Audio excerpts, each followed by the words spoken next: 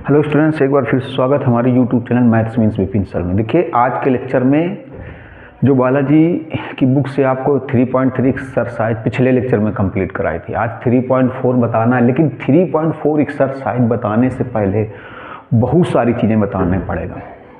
Exercise छोड़ी भी नहीं जा सकती है, तो 3.4 एक्सरसाइज बताने से पहले बहुत सारी चीज़ें बतानी है। तो आज का वीडियो बिल्कुल बहुत ढंग से देखिएगा, क्योंकि अगर आज आपने ढंग से देख लिया तो आपको 3.4 और ये लास्ट एक्सरसाइज है, इसके बाद डिटर्मिनेंट पढ़ाएंगे। डिटर्मिनेंट मतलब सारणिक पढ़ाएंगे, तो इसको बहुत गौर से देखिएगा इस वीडियो को, ठीक। और देखिए, हमने हर वीडियो में बोलते हैं कि जिन्होंने चैनल को सब्सक्राइब ना किया वो सब्सक्राइब कर लीजिए। अब आप ये ना सोचें कि बालाजी की बुक से पढ़ा रहे हैं तो हम क्यों सब्सक्राइब करें। देखिए, क्वेश्चन अच्छे हैं, आपको तरीका मिलेगा, सारी थ्योरम्स मिलेंगी, क्वेश्चन मिलेंगे, आप किसी भी बुक से लगा सकते हैं।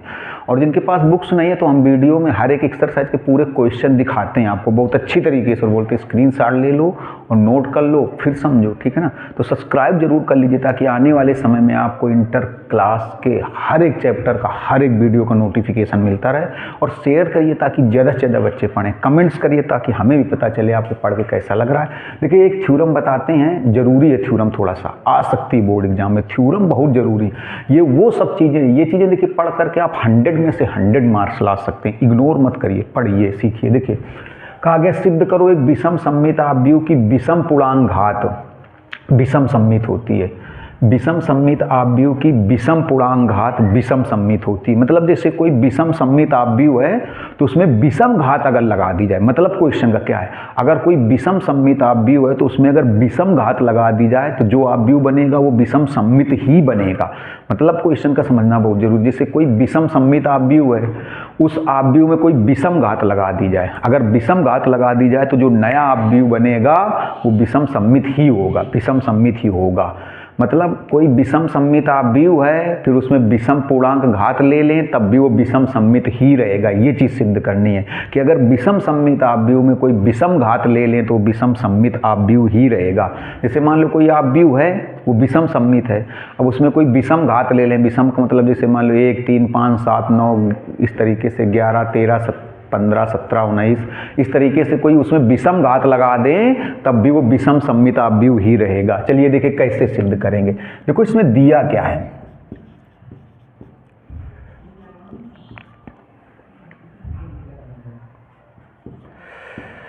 इसमें दिया है कि एक विषम सममित आव्यूह, विषम सममित आव्यूह मतलब a डैश किसके बराबर होगा, -a के।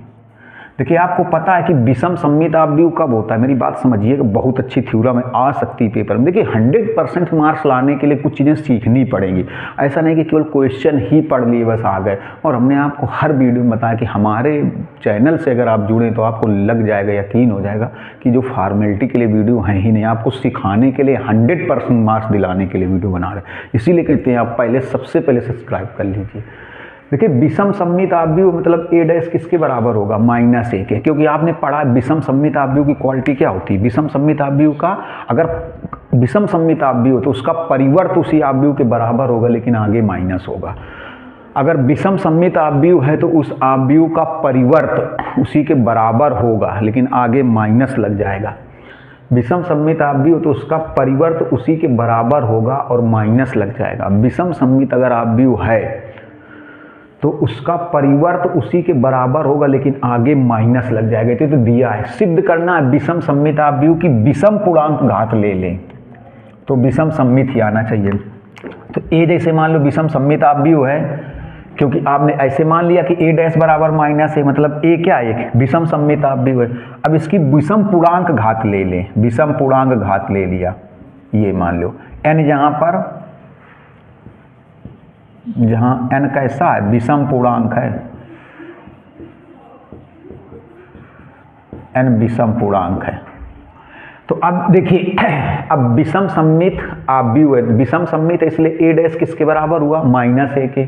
अब इसकी विषम पूर्णांक घात ले लें तब भी विषम सममित आव्यूह आना चाहिए। मतलब कोई विषम सममित आव्यूह है तो a डैश किसके बराबर हुआ, -a के। अब इस आव्यूह में कोई विषम घात ले लें, इस आव्यूह में कोई विषम घात ले लें तब भी वो विषम सममित आव्यूह ही रहना चाहिए। तो चलो, तो अब इस आव्यूह में विषम घात ले लिया। अब इसको कैसे हम लोग सिद्ध करेंगे, कैसे सिद्ध करेंगे कि विषम सममित है, तो इसका परिवर्त निकाला जाए, इसका परिवर्त निकाला जाए। इसका परिवर्त निकाला जाए, मतलब घात ले ली है, घात हमने कितनी ली है n, और n कैसी घात है, विषम पूर्णांक है, n कैसी घात है, विषम पूर्णांक। अब घात लेने के बाद भी इसका परिवर्त निकाले, घात लेने के बाद इसका परिवर्त निकाले तो ये इसी के बराबर आ जाए, लेकिन आगे क्या आ जाए, माइनस आ जाए, क्योंकि विषम घात लेने के बाद देखिए हमें सिद्ध क्या करना है कि विषम घात लेने के बाद भी वो विषम सममित आव्यूह आना चाहिए। विषम घात लेने के बाद अगर कोई विषम सममित आव्यूह है तो उसमें विषम घात लेने के बाद भी वो विषम सममित आव्यूह आना चाहिए। विषम घात ले लें, विषम घात लेने के बाद भी वो विषम सममित आव्यूह होना चाहिए। विषम घात लेने के बाद तो यहाँ पर हमने कितनी घात ले ली, n, n कैसी घात है, मान लो विषम पूर्णांक है। अब इसका परिवर्त निकालें तो ये मतलब क्या परिवर्तन, क्यों अब क्यों परिवर्त निकालें, क्योंकि घात लेने के बाद फिर घात लेने के बाद भी वो विषम सममित सिद्ध होना चाहिए। घात लेने के बाद ही विषम, घात लेने के बाद भी विषम सममित सिद्ध होना चाहिए। और घात लेनी कैसी है, विषम पूर्णांक लेनी, तो घात लेने के बाद भी विषम सममित सिद्ध होना चाहिए। घात लेने के बाद विषम सममित सिद्ध होना चाहिए, तो विषम सममित सिद्ध कैसे करोगे, घात लेने के बाद परिवर्त निकालोगे, क्योंकि सममित और विषम सममित कहाँ से पता चलता है, किसी आव्यूह का परिवर्त अगर उसी के बराबर आ जाए तो सममित, और अगर उसी के बराबर आ जाए माइनस आ जाए तो कैसा होता है, विषम सममित। तो यहाँ पर हमने इसकी विषम घात ले ली, अब इसका परिवर्त निकाल ले। देखिए तो इसको हम लोग लिख सकते हैं a डैश की पावर n, ऐसे भी लिख सकते हैं। ये लाइन हम आपको सॉल्व करके दिखा दें। देखो ये ऐसा क्यों किया गया, इसको बहुत अगर मान लो किसी ने आपसे क्वेश्चन कर दिया कि ये क्या किया जा रहा है, तो आप बताओगे विषम घात ले ली, n कैसी घात है, विषम घात। चलो घात लेने के बाद डैश क्यों लगाया, तो आप बताओगे विषम घात लेने के बाद इसका परिवर्त निकाल रहे। अगर कोई पूछ ले कि विषम घात लेने के बाद परिवर्त क्यों निकाल रहे हो, तो आप बताओगे कि विषम घात लेने के बाद परिवर्त इसलिए निकाल रहे ताकि हमें पता चल जाए कि विषम घात लेने के बाद भी वो विषम सममित आव्यूह है, विषम घात लेने के बाद भी वो विषम सममित आव्यूह है। अब देखिए तो ये a की पावर n का डैश, a डैश की पावर n, ये कैसे बनेगा, चलो ये बता देते हैं आपको अलग। देखो इसको हम लोग ऐसे लिख सकते हैं, a ऐसे a n बार, ऐसे भी तो लिख सकते हैं, हमने डायरेक्ट कर दिया। चाहो तो आप ये लाइन शो कर सकते हो n बार। जैसे आपको बताया था हमने कि a b c का डैश है तो क्या बन जाता है, c dash b dash a dash, ऐसे तो बन जाता है, c dash b dash a dash, ऐसे तो बन जाता है कि नहीं बन जाता, बताओ। तो भाई a की पावर n मतलब a कितनी बार है, अरे भैया a की पावर r का मतलब a ऐसे n बार ही होगा कि नहीं होगा। अब इसका डैश लिया है आपने, इसका डैश लिया है तो यही तो बनेगा, यही देखो ये चीज़ यही बनेगा कि नहीं बनेगा, ये बनेगा। अब इसमें क्या होगा, अब इसमें ये वाला ला लग जाएगा, रिवर्सिबल ला, रिवर्सिबल ला मतलब पीछे से, पहले पीछे से, पीछे इधर भी a होगा, इधर भी क्या होगा, a होगा। भाई पीछे से आता है तो इधर भी a होगा, n बार जब यहाँ पर लिखोगे तब भी a लिखोगे तो क्या बनेगा, देखो तो ये कैसे बनेगा, तो ये बन जाएगा इससे a dash a dash a dash, और कितनी बार बनेगा, n बार। तो n बार बनेगा तो इसको लिख सकते हैं a डैश की पावर n। देखो तो ये आ गया, तो ये लाइन हमने डायरेक्ट लिख दी था ना, चाहो तो ये पूरा सॉल्व करके दिखा सकते हो। अब देखिएगा ये हो जाएगा a की पावर n का डैश बराबर a डैश की जगह कितना लिख सकते हो, माइनस a की पावर n। देखिएगा जरा, और इसको हम लोग क्या लिख सकते हैं, -1 की पावर n। इसको हम लोग क्या लिख सकते हैं, देखिएगा इसको हम लोग लिख सकते हैं -1 की पावर n और a की पावर n, ऐसे भी लिख सकते हैं, -1 की पावर n और a की पावर n।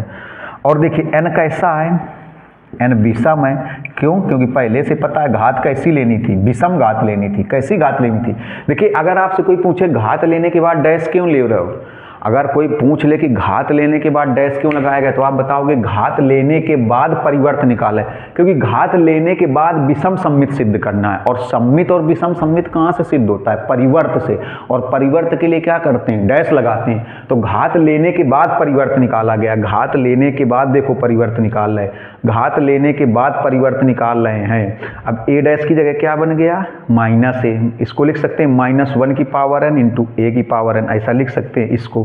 क्यों, क्योंकि देखो जैसे ये है -a की पावर n, तो इसको लिख सकते हैं -1 गुणते a की पावर n, तो क्या बनेगा, -1 की पावर n और a की पावर n, ये चीज़ बनेगी, ये देखो बनेगा। अब n कैसा है, विषम, हमें पहले से ही पता है कि n कैसा है, विषम है, तो a की पावर n का डैश, a की पावर n का डैश, ये विषम है तो ये कितना आ जाएगा, विषम है तो यहाँ पर माइनस आ जाएगा। अरे n विषम है, विषम का मतलब जैसे यहाँ पर 1 3 5 7 9 11 इस तरीके से रखोगे तो माइनस आ जाएगा, तो आएगा माइनस a की पावर n। अब देखो सिद्ध हो गया, सिद्ध हो गया क्या कि विषम घात लेने पर भी वो अवयव विषम सम्मित होता है। देखो क्योंकि विषम घात ले ली, उसका परिवर्त निकाला तो उसी के बराबर तो आया, लेकिन आगे क्या आ गया, माइनस आ गया। आगे क्या, देखो देखो पहले घात n कैसी ली, विषम घात ली, और विषम घात लेने के बाद क्या निकाला, परिवर्त। तो विषम घात लेने के बाद जब परिवर्त निकाला तो उसी के बराबर आया, a की पावर n के बराबर तो आया, लेकिन आगे क्या आ गया, माइनस। तो इसका मतलब ये हुआ कि कोई विषम सम्मित अवयव है, उसकी विषम घात लेकर के अगर परिवर्त निकालें, विषम घात लेकर के परिवर्त निकालें तो उसी के बराबर आएगा, लेकिन आगे माइनस आएगा, मतलब विषम घात लेने पर भी वो विषम सम्मित अवयव रहेगा। तो इसका स्क्रीनशॉट ले लीजिए, फिर इसके बाद कुछ अच्छी चीज समझिए, जल्दी से स्क्रीनशॉट ले लीजिए। देखिए अब आप सोच रहे हो कि सारणिक कहाँ से आ गया, तो हमने आपको बताया था कि 3.4 एक्सरसाइज समझने से पहले कुछ 2-3 चीज़ें बहुत ढंग से समझनी पड़ेंगी, नहीं तो 3.4 एक्सरसाइज आप नहीं समझ पाएंगे। 3.4 एक्सरसाइज समझने से पहले 2-3 चीज़ें बहुत ढंग से समझनी पड़ेंगी। हालांकि उसमें कितने क्वेश्चन हैं, क्वेश्चन 5 ही हैं, लेकिन उसको बहुत ढंग से समझना पड़ेगा। 5 क्वेश्चन है लेकिन बहुत ढंग से समझना पड़ेगा, तो उसके पहले कुछ चीज़ें समझनी पड़ेंगी, बहुत चीज़ें इधर उधर से समझनी पड़ेंगी, तभी आप 3.4 एक्सरसाइज कवर कर पाएंगे, लगा पाएंगे। तो देखिए ज़रा गौर से, तो पहले सारणिक के बारे में थोड़ा समझ लीजिए। हालांकि सारणिक इसके बाद पढ़ाना ही है तो उसमें बहुत डिटेल से समझाएंगे, लेकिन 3.4 एक्सरसाइज समझने के लिए आपको थोड़ा समझना पड़ेगा। देखिए ज़रा गौर से, कैसे, जैसे सारणिक जैसे इस तरीके से है कुछ ऐसे। देखिए सारणिक के बारे में जब सारणिक पढ़ाएंगे तब बहुत डिटेल से समझाएंगे। तो कह दो आप बीच में क्यों समझा रहे, क्योंकि हमने आपको बताया कि 3.4 एक्सरसाइज तभी आप समझ पाओगे। और देखिए कोई भी एक्सरसाइज छुड़वा ही नहीं जा सकती, हटा ही नहीं जा सकती। मैं फिर आप सोचेंगे ये तो फॉर्मेलिटी हो गई। हमने आपको बताया कि हमारे वीडियो जो फॉर्मेलिटी के लिए नहीं, आपको सिखाने के लिए।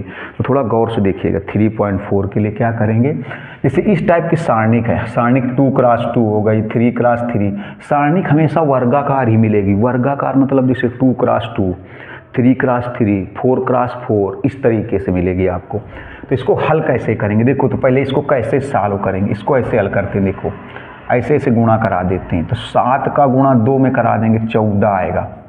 यहाँ माइनस लगा देंगे, माइनस लगता है। 3 का गुणा -6 में तो -18, तो जाएगा 14 + 18। ये इसलिए बता रहे हैं क्योंकि 3.4 एक्सरसाइज सारणिक के बारे में डिटेल से सारणिक में ही समझाएंगे। सारणिक के बारे में डिटेल से सारणिक में ही समझाएंगे। सारणिक के बारे में डिटेल से सारणिक में ही समझाएंगे। लेकिन अभी आप पहले थोड़ा गौर से देखिएगा, ढंग से देखिएगा। पहले कुछ हल करना जितना 3.4 में काम है। जैसे मान लो ये है कोई चीज़ ABCD। अब इसको कैसे हल करोगे, तो ऐसे ऐसे गुणा होगा। पहले A का गुणा D से AD आएगा, यहाँ माइनस लगाया जाता है, यहाँ माइनस लगता है। B का गुणा C से BC आएगा, ये आ गया। जैसे मान लो कहीं पर लिखा है इस तरीके से। अब ये सारणिक का चिन्ह है। अभी आप सोच रहे हो कि सारणिक के बारे में क्यों बता रहे, तो हम बार बार आपको समझा रहे हैं क्योंकि 3.4 एक्सरसाइज में सारणिक का काम पड़ेगा। 3.4 एक्सरसाइज में सारणिक का काम पड़ेगा, इसलिए देखिए ज़रा गौर से। गुणा करा देते हैं, गुणा करा देते हैं, ढंग से देखिएगा गुणा कैसे कराते हैं। -3 का गुणा 7 में -21, ऐसे -21। फिर यहाँ माइनस लगता है, यहाँ माइनस लगता है। पहले ऐसे गुणा होता है, पहले ऐसे, फिर यहाँ माइनस लग जाता है। देखिए 9 का गुणा -4 में, 9 का गुणा -4 में तो आएगा -36। तो ये कितना आ जाएगा, -21 और +36, तो आंसर कितना आ जाएगा, 15। ये आ जाएगा, देखिए 15। तो इस टाइप से थोड़ा इसलिए बता रहे क्योंकि हमने आपको बताया कि आ रहा है वीडियो में 3.4 एक्सरसाइज समझानी। जैसे 3x3 के एक सारणिक समझा दें आपको, देखिए ऐसे।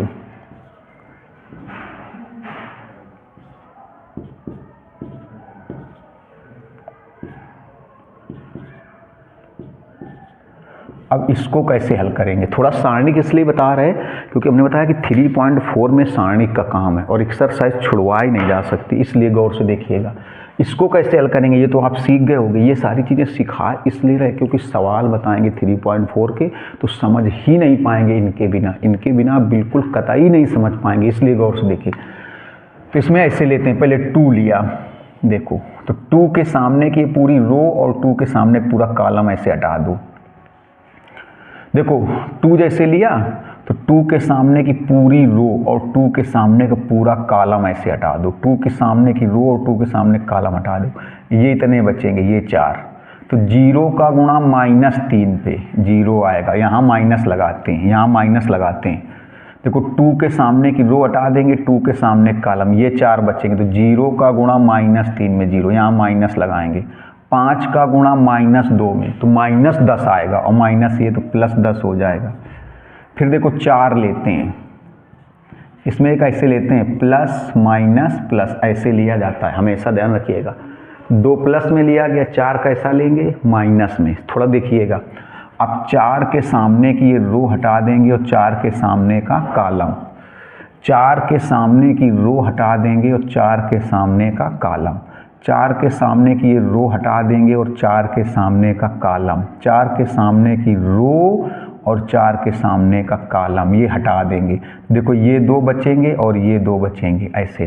तो अब ऐसे ऐसे गुणा होगा। -1 का गुणा -3 में तो 3 हो जाएगा, यहाँ माइनस लगाएंगे। ये इसलिए बता रहे क्योंकि 3.4 में इनका काम है। और 5 का गुणा 1 में तो 5 आएगा, ये आएगा।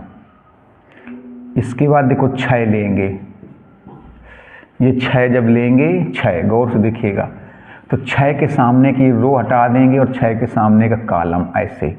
6 के सामने की ये रो हटाइए, 6 के सामने कॉलम, 2 ये बचेंगे, 2 ये बचेंगे। गौर से देखिएगा, 6 के सामने की रो हटा देंगे और 6 के सामने का कॉलम हटा देंगे।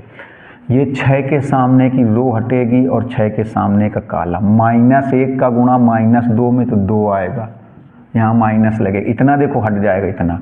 0 का गुणा 1 में तो 0 आएगा। तो ये 10 दूनी 20 और ये हो जाएगा 2 चौके 8, माइनस का 2 और गुणते -4 और 6 दूनी 12 तो ये 40 आ जाएगा। इस तरीके से हल करेंगे, इस तरीके से हल करेंगे। ये सब क्यों बता रहे फिर सुन लो, क्योंकि 3.4 इसके बिना आप लगा नहीं सकते और कोई भी एक्सरसाइज छोड़ देंगे तो बहुत दिक्कत होगी। अब गौर से देखिएगा थोड़ा सा, एक और चलो बताते हैं इसी में से, जैसे ऐसे लिख दिया जाए।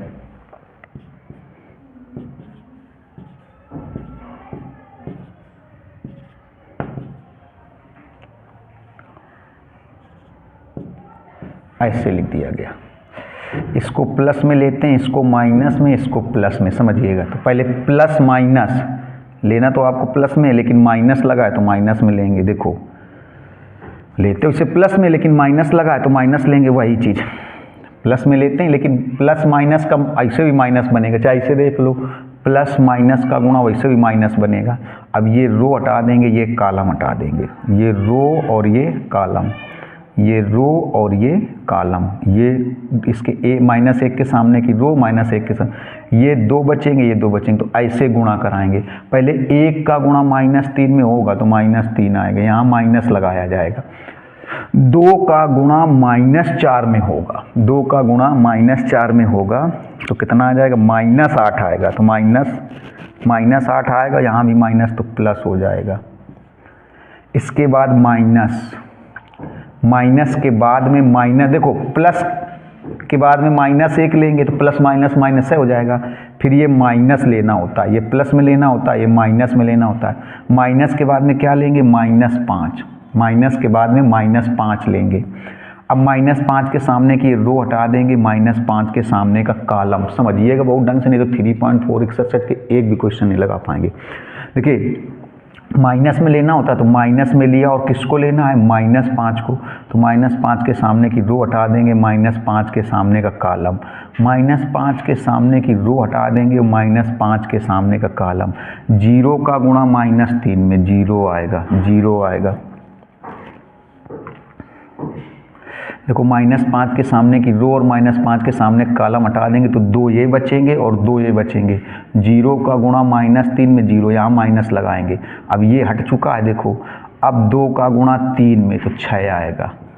अब ये 7 लेंगे तो ऐसे प्लस में लेना है। अब देखो 7 के सामने की ये रो हटेगी और 7 के सामने का एक कॉलम। हमने बताया सारणिक जब पढ़ाएंगे तब तो इसको समझाएंगे, इसका काम 3.4 में 7 के सामने की ये रो हटाएंगे और 7 के सामने का एक कॉलम ऐसे, तो ये 2 बचेंगे, ये 2 बचेंगे ऐसे। देखो इतना 0 का गुणा -4 में 0 माइनस 1 का गुणा 3 में 3 आएगा।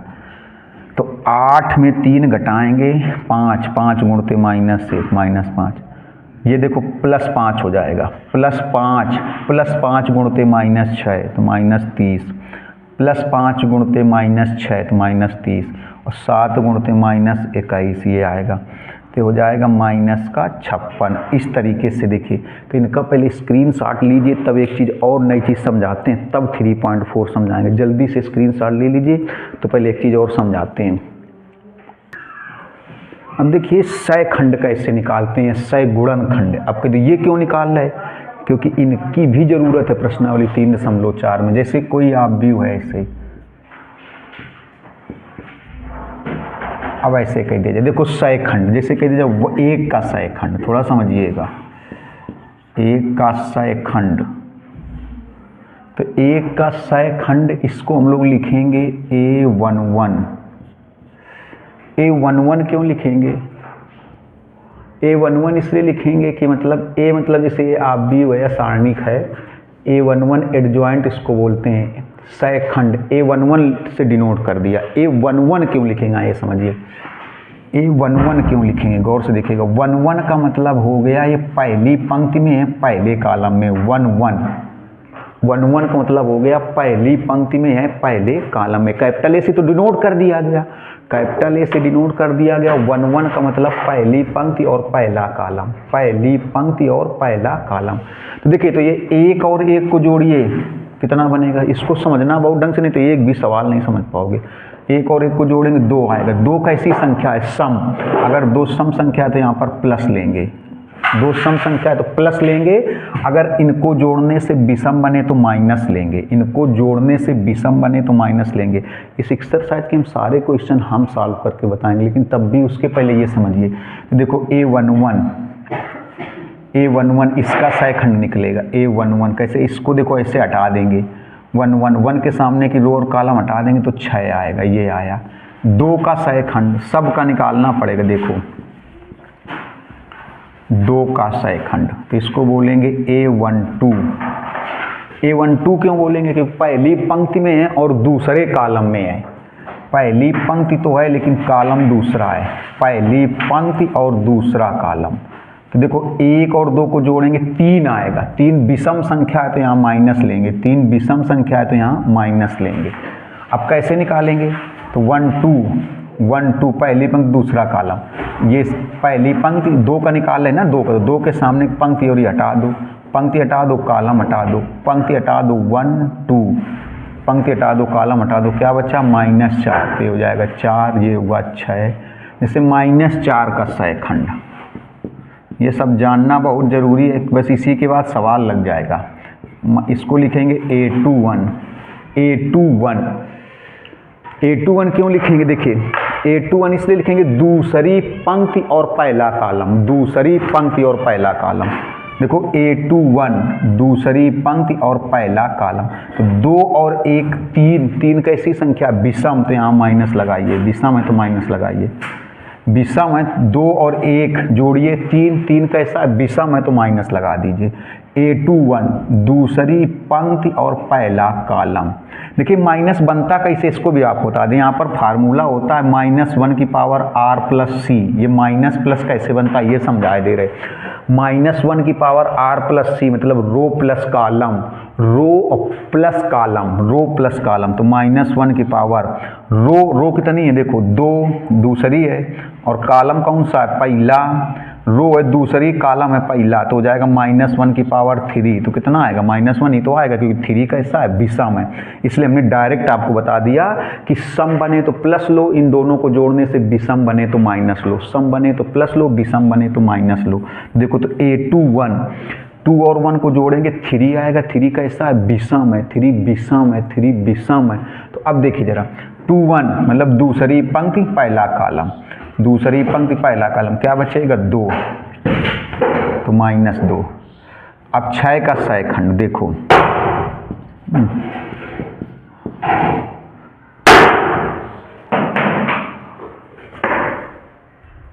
6 का सहखंड करो, 6 का सहखंड देखो, तो 6 का सहखंड कैसे लिखोगे, A22,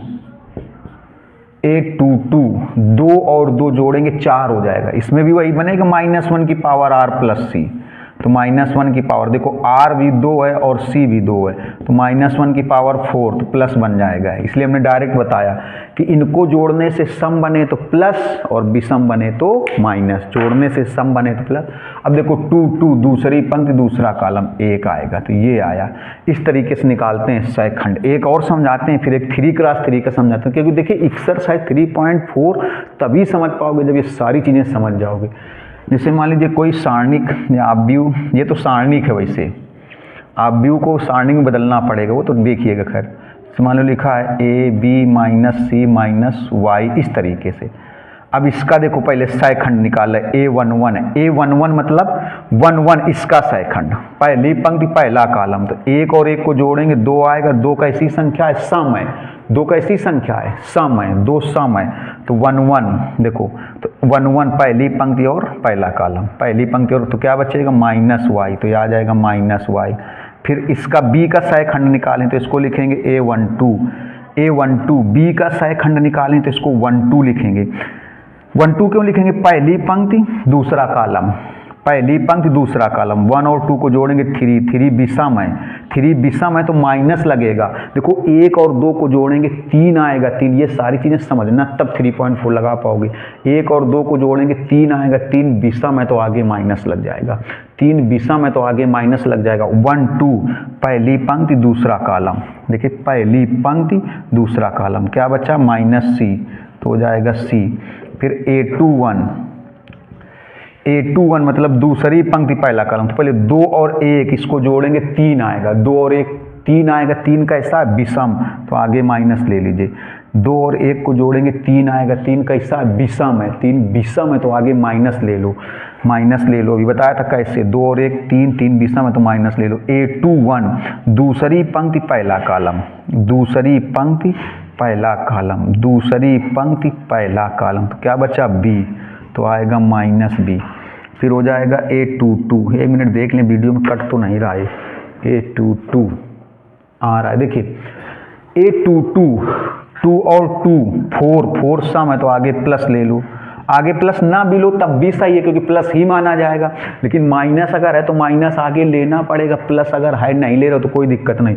2 मतलब दूसरी पंक्ति और दूसरा कॉलम, ये आया देखिए A। अब अगर इसी का कही दें, देखो इनसे 1 मिनट समझना है, इसको थोड़ा और आगे बता दें। इनसे जैसे कोई आव्यूह बनेगा, मान लो इनसे आव्यूह बन गया, कोई b आव्यूह बना, देखिए इनसे जैसे मान लो b आव्यूह बना तो कैसे लिखा जाएगा, 6 4 1 1 1 2 फिर -2 और 1।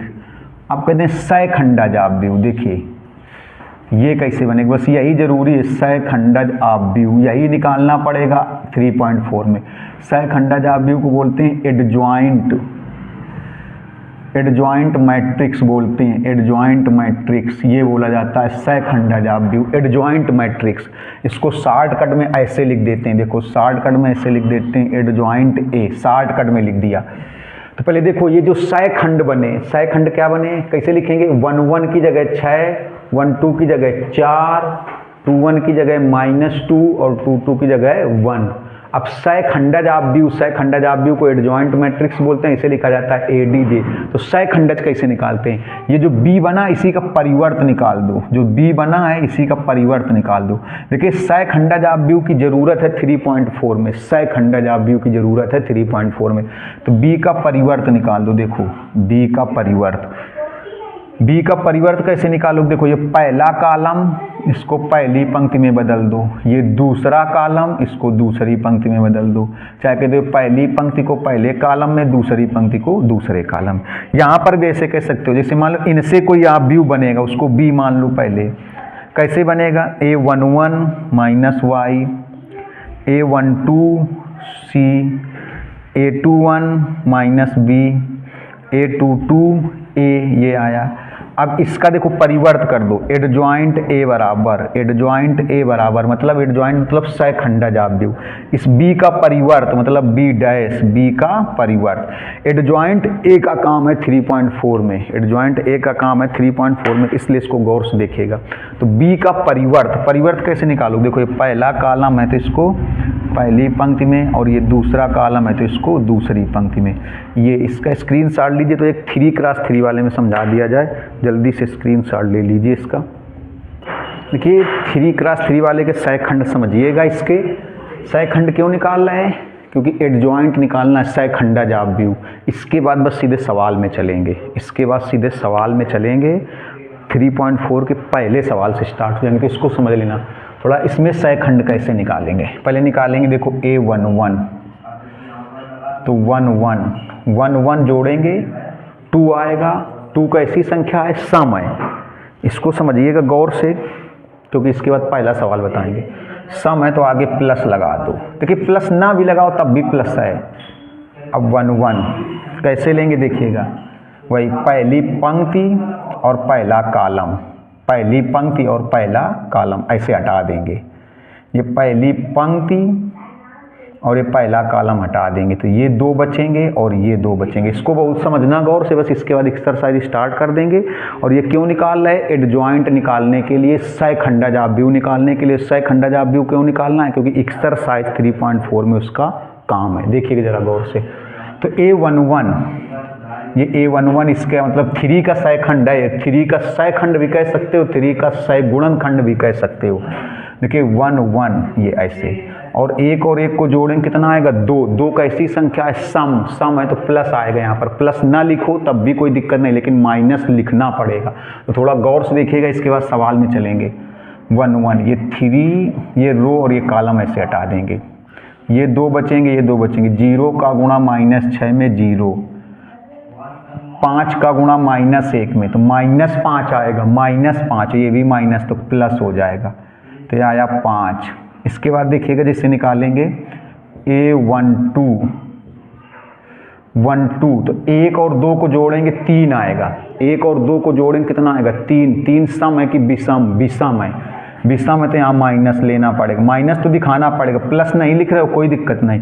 अब 1 और 2 ये पहली पंक्ति और दूसरा कॉलम, पहली पंक्ति और दूसरा कॉलम, ये हटा दो, मतलब ये किसका सहखंड है, 4 का सहखंड है, 4 का, चाहे कह दो 4 का सहखंड बोल दो, चाहे 4 का सहगुणनखंड बोल दो। ये क्यों निकाल रहे हैं, क्योंकि एडजॉइंट मैट्रिक्स निकालने में इनकी ज़रूरत पड़ती है, अभी आपने देखा था, और ये सब 3.4 में इनकी सब की ज़रूरत है। देखिए जरा गौर से, 1 2 मतलब पहली पंक्ति और दूसरा कॉलम मतलब 4 का सहखंड, तो पहली पंक्ति हटेगी, दूसरा कॉलम हटेगा, तो 2 ये बचेंगे, 2 ये बचेंगे। पहली पंक्ति हटेगी, दूसरा कॉलम हटेगा, पहली पंक्ति हटेगी, दूसरा कॉलम हटेगा, 2 ये बचेंगे, 2 ये बचेंगे, ऐसे गुणा होगा।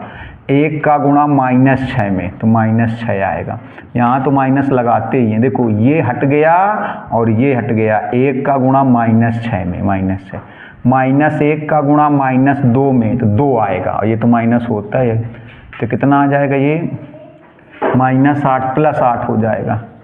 फिर A13, 1 और 3 को जोड़ेंगे, देखिए 1 और 3 को जोड़ेंगे 4 आएगा, 4 कैसी संख्या है, सम, तो यहाँ पर क्या लेंगे, प्लस, तो प्लस ना लो तब भी प्लस है। अब देखिए 1 3 पहली पंक्ति तीसरा कॉलम, मतलब किसका सहखंड, किसका सहगुणनखंड, 2 का, चाहे सहखंड कह दो, चाहे कह दो 2 का सहखंड, और चाहे कह दो 2 का सहगुणनखंड, चाहे बोल दो 2 का सहखंड, और चाहे बोल दो 2 का सहगुणनखंड। देखिएगा तो 2 के सामने की ये पंक्ति और 2 के सामने का कॉलम, 1 और 3 मतलब पहली पंक्ति तीसरा कॉलम, पहली पंक्ति तीसरा कॉलम, पहली पंक्ति तीसरा कॉलम।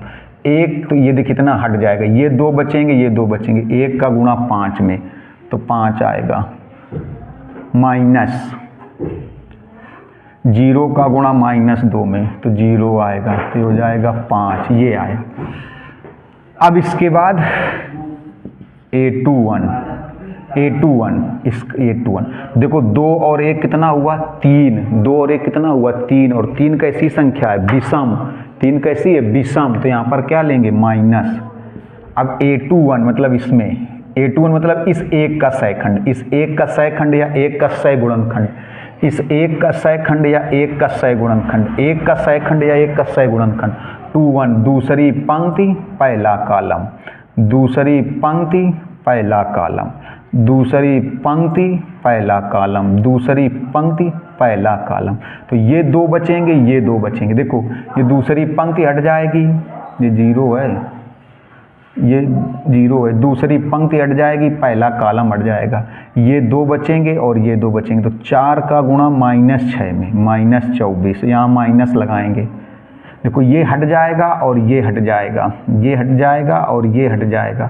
4 का गुणा -6 में और 5 का गुणा 2 में 10 आएगा। तो कुल मिला के ये आ जाएगा +34 हो जाएगा। A21 हो गया। फिर 0 का, तो 0 के लिए लिखेंगे A22, 0 का सहखंड। A22 को क्या कह सकते हो 0 का सहखंड या 0 का सहगुणनखंड। A22 को कह सकते हैं 0 का सहखंड या 0 का सहगुणनखंड। A22 को कह सकते हैं 0 का सहखंड या 0 का सहगुणनखंड। देखिएगा 2 और 2 कितना हुआ 4, 4 कैसी संख्या है सम है, तो यहाँ प्लस लगा दो। अब ये प्लस लिखो चाहे ना लिखो तब भी प्लस है। अब देखो 0 का सहखंड, तो 0 के सामने की रो और 0 के सामने का कॉलम, 0 के सामने की रो और 0 के सामने कॉलम हटा दो, 0 के सामने की रो हटा दो और 0 के सामने कॉलम। तो ये 2 बचेंगे और ये 2, जो बचेंगे उनमें ऐसे पहले ऐसे गुणा होगा और फिर पहले ऐसे गुणा होगा, फिर माइनस लगेगा तब ऐसे गुणा होगा। पहले ऐसे गुणा होगा, पहले ऐसे गुणा होगा, फिर माइनस लगेगा तब ऐसे गुणा होगा। ये चीज़ समझना है, गौर से देखिएगा ढंग से। अब देखिएगा तो 0 का सहखंड निकाल रहे हैं, 0 के सामने की रो और 0 के सामने कॉलम हटा देंगे, 0 के सामने की रो 0 के सामने कॉलम, तो ये 2 बचे और ये 2 बचे। 3 का गुणा -6 में -18, यहाँ माइनस लगा, ऐसे देखिएगा। फिर इसके बाद 2 का गुणा -2 में, तो -4 आएगा और यहाँ माइनस होता है तो +4 हो जाएगा, तो वह -14। फिर देखो 0 का हो गया, अब -1 का सहखंड, तो -1 का सहखंड या सहगुणन, इसको लिखोगे A23।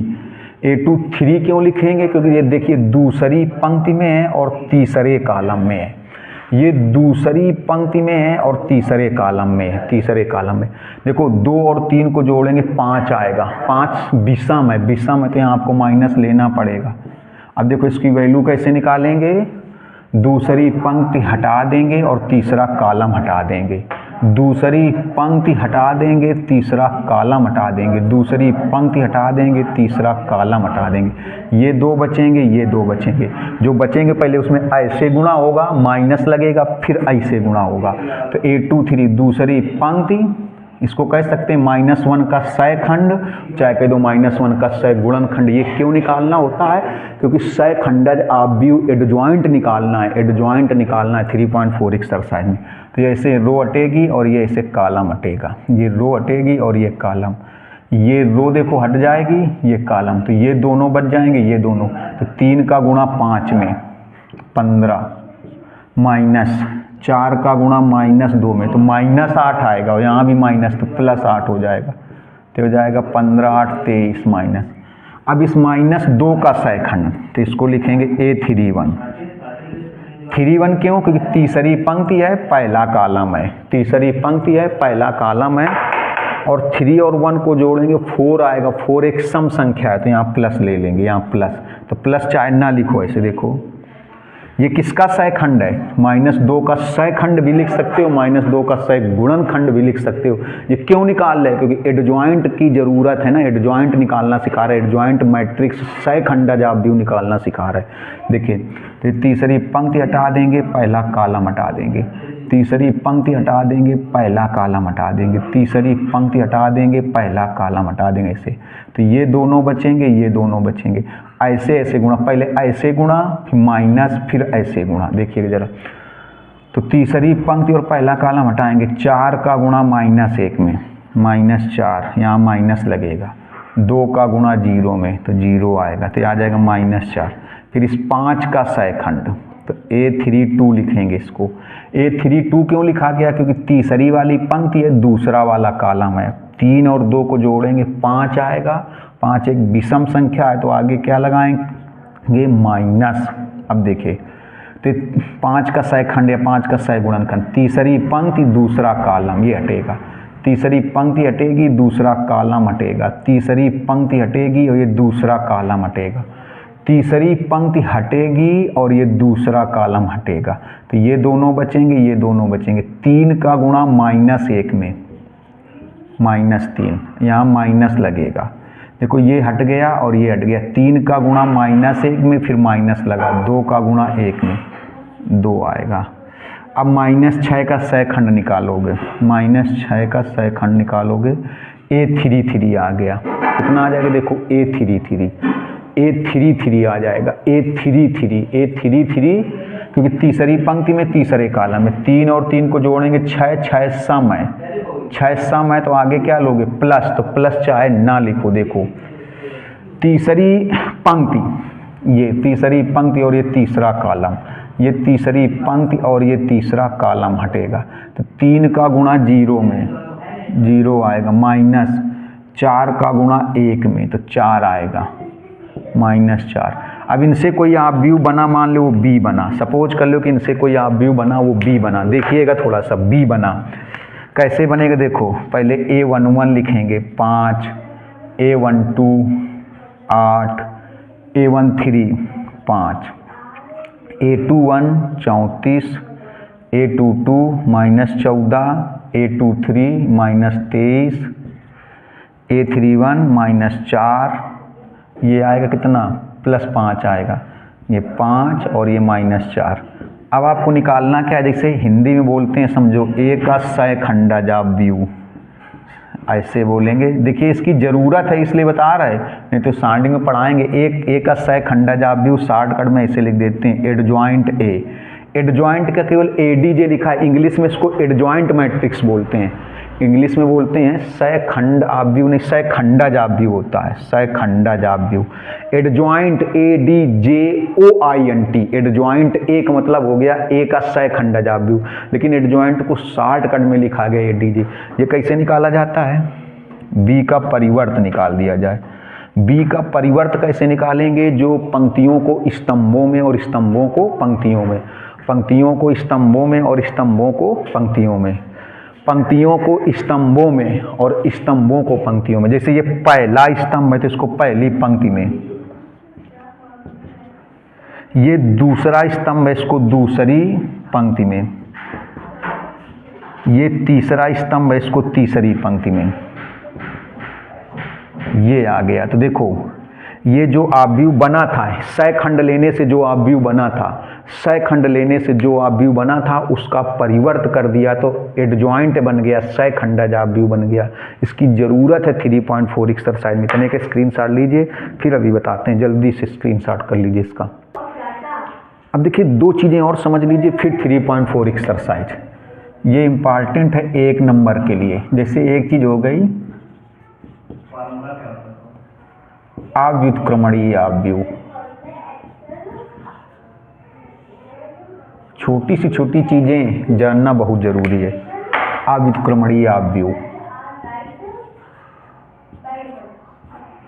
इसको बोलते हैं सिंगुलर मैट्रिक्स, सिंगुलर मैट्रिक्स। और एक हो गया व्युत्क्रमणीय आव्यूह। इसके बाद एक्सरसाइज 3.4 की शुरुआत, इसको बोलते हैं नॉन सिंगुलर मैट्रिक्स।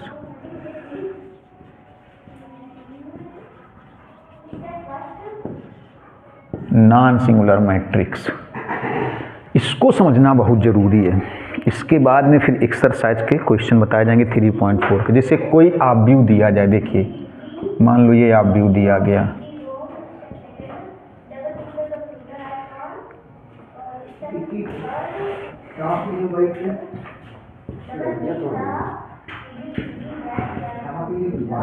ये है, ये आव्यूह है, इसके सारणिक का मान निकाला जाए।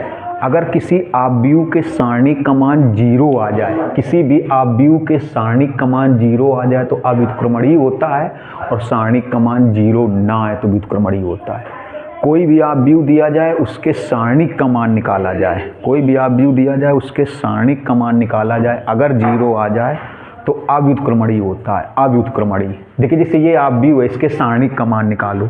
आपके तो सारणिक का मान कैसे निकालें, तो अभी इसीलिए वीडियो की स्टार्टिंग में सारणिक हमने कहा था सारणिक का मान कैसे निकालते हैं। हालांकि सारणिक जब पढ़ाएंगे तो सारणिक बताया जाएगा। देखो कैसे हमने कहा था, इसको प्लस में ले लो, इसको माइनस में ले लो, इसको प्लस में। देखो तो पहले 3 ले लो, 3 के सामने की रो हटा दो, 3 के सामने का एक कॉलम। 3 प्लस में लेना होता है तो प्लस लगाओ, चाहे ना लगाओ तो प्लस ही माना जाएगा। 3 के सामने की रो हटा दें और 3 के सामने का एक कॉलम। 3 के सामने की रो हटा दें, 3 के सामने की रो हटा दें और 3 के सामने का ये कॉलम। ऐसे देखिए तो 5, ये 2 बचेंगे, ये 2 बचेंगे। पहले ऐसे गुणा कराते हैं, फिर माइनस लगा के ऐसे गुणा। 5 का गुणा 14 में 70 आएगा।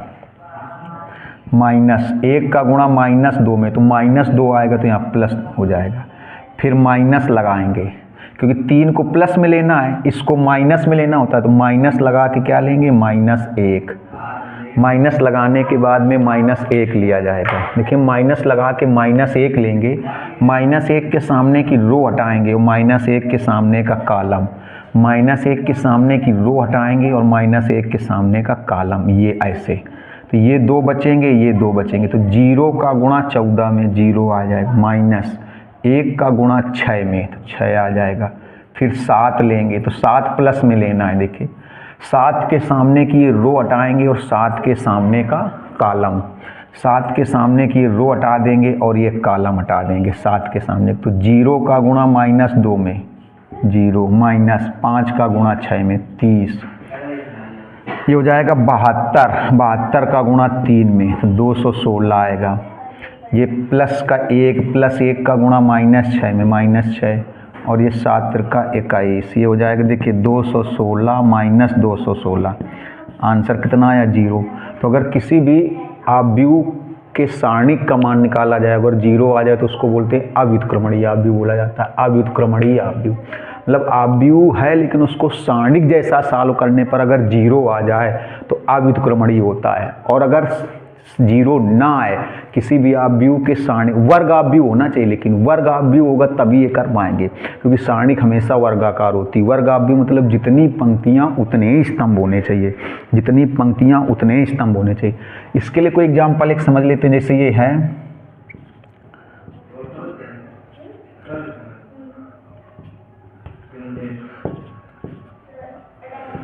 ये जैसे इसको सॉल्व करें तो इसको कैसे लेंगे, प्लस माइनस प्लस। देखो पहले 1 लेंगे, देखो 1, तो 1 के सामने की रो हटाएंगे, 1 के सामने का कॉलम, ऐसे।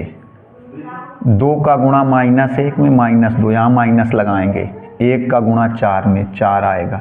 फिर ये माइनस में लेंगे, क्या लेंगे, 2, क्योंकि ये प्लस में लेते हैं, माइनस में लेते हैं, फिर प्लस में लेते हैं। देखिएगा ज़रा गौर से, तो 2 लेंगे, जैसे 2 लेंगे, ये 2, तो 2 के सामने की रो और कॉलम ऐसे हटा देंगे। 2 के सामने की रो और एक कॉलम ऐसे हटा देंगे।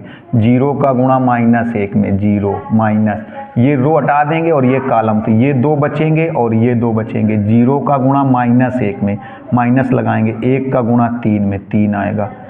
फिर प्लस लगा के क्या लेंगे, -5, -5 लेना है। प्लस लगाएंगे लेकिन लेना क्या है आपको, -5।